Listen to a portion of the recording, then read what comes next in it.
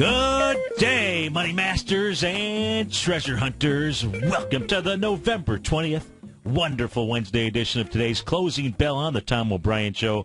I'm your guest host, Steve Rhodes, filling in for Tom for the evening. Tom is traveling. He's on his way out to the Traders Expo out in Las Vegas. There's going to be some tigers growling tonight out in Vegas. The town will never be the same out there. For those of you not familiar with me, I kick things off for TFNN each morning from 9 o'clock to 11, the first 2 hours. So if you are trying to understand what the futures are doing, where the markets are going, that is the show to turn into at TFNN. If we're not on a radio station in your area, you can always catch us at the TFNN.mobi. That show streams live to your mobile device, your pad, your phone, any smart device out there. Just go to the homepage at TFNN.com. In the upper right-hand side, you will see a button, 3 little smartphones on it. Click on that. You'll be able to see that show live, just as this one here. I use all kinds of tools: Fibonacci, expansion, contraction, Gartleyan, butterfly, buy and sell patterns, buying and selling the D point out there. I've got a newsletter service called Mastering Probability. It's out by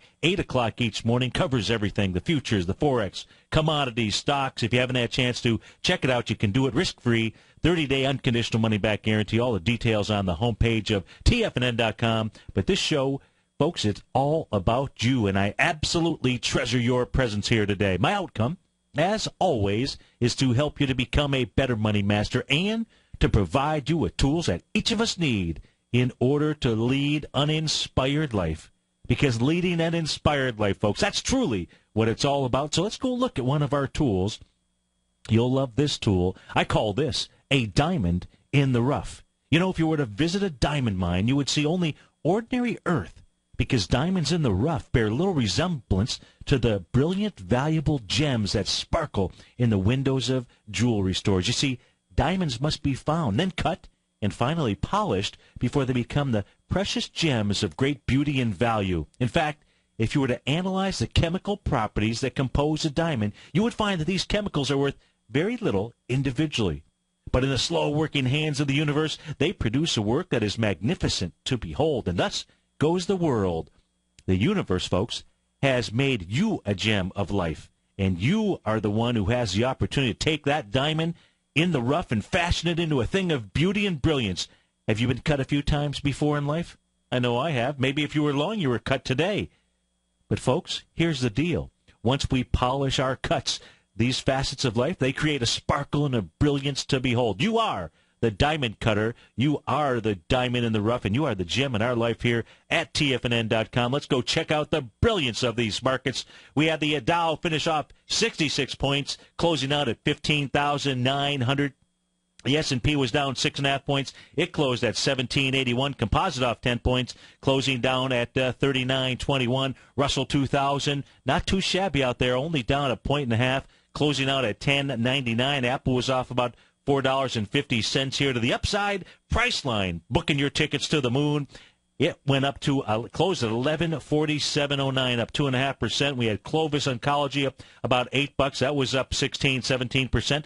ICE Intercontinental Exchange up 3% this morning or today, closing out. Herbalife was up $4 to the downside. Take this 3D Voxel Jet, down $18.80, closing out at $39.20. Lost 32% of its value today. It had a tough day yesterday out there at Chipotle Mexican Grill. The peppers were hot there. They were down $6.50 off 1%. Wasn't too bad there.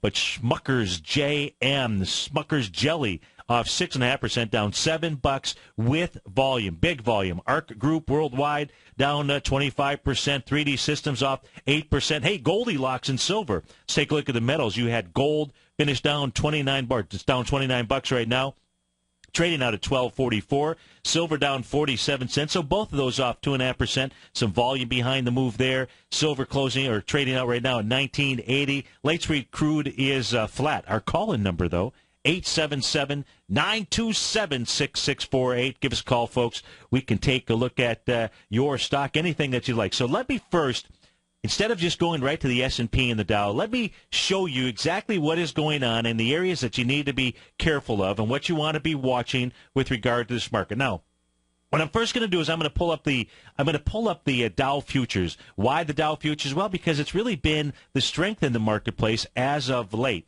So here's the Dow futures contract going all the way back into the October time frame, October the 9th out here. And what you're looking at, if you're watching us on Tiger TV, you are watching a nice little rising price channel out here. Your first touch point is going to be the open at 1:30 in the afternoon on October 9th. That's at a price level of 14,672. Your next two touch points out here are going to be the level, the close at 9:30, the open at 1:30, in the open at 9:30, the close at 9:30, the open at 11:30 out here, and that is on November 8th, and that's right at the 15,536 level. Your next touch point is going to be the close at 1:30 in the afternoon, November 13th. That's going to give you your nice channel line. That price, by the way, is at 15,723. Now, where price actually hit after the news and the news out here, the Fed minutes were released. Everybody's just kind of digested. What we're interested in is how is the market digesting it, and what is it telling us? What is it telling us?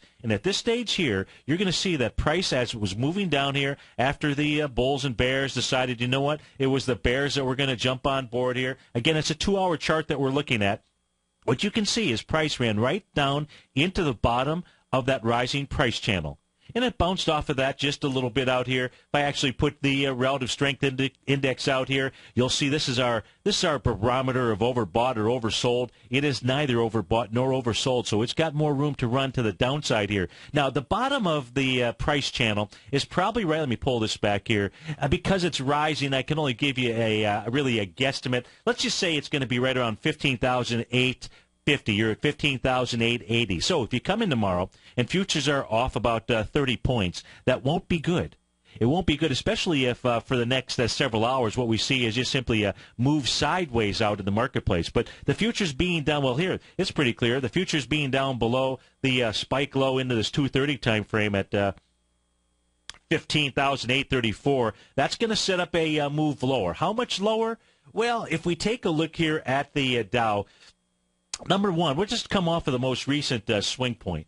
And the most recent swing point out here would be at 9:30 in the morning. That was on November the 13th, all the way up to the high out here at 15,994, coming in yesterday. This says 15,695 is a likely target. If that area doesn't hold, what we'll see is price move down to about the 15,550 or so range. That's in the futures contract. Now, that's the Dow, and that is in the index that thus far has been the strongest. Of course, I say it's been the strongest. If we take a look at the S&P 500 here, and again, we're looking at the futures just simply so that you know what to be paying attention to, when you wake up in the morning as we see futures trading down here or up. Well, who knows what they're going to be doing. What we can take a look at is a similar rising price channel. This is coming off of the same area, the same lows, October the 9th out here in the ES Mini, and you can see that price actually broke through that, and it did it with volume. During this 2-hour session coming in at 4 p.m., we're looking at a 120-minute chart out here. We did 816,000 contracts coming against this little breakout area with only 594,000. So it is likely that we could see the ES Mini bounce up, try to get inside that rising price channel. But if, in fact, it can't, folks, that says that it wants lower price. Whereabouts? Well, 1750-ish would be its next stop before it would provide us with any information out there. Let's take a look at the NASDAQ as well. This way, this helps you to understand, what's going to be going on. Now, inside the NASDAQ futures, here's the deal, which led the market up. This thing broke this rising price channel.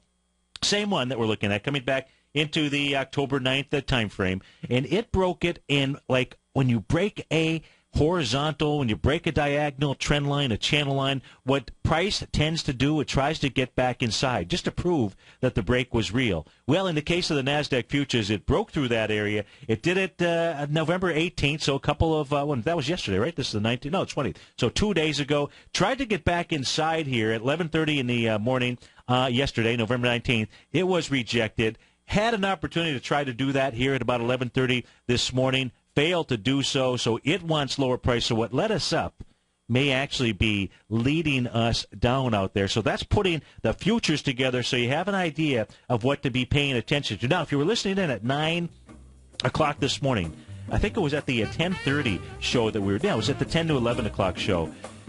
Mario Draghi came out, said he was going to save the world or something. Our futures were zooming higher up into 10:30, and the euro yen was moving lower. And at that point in time, I closed my long position and said to folks, this is not good.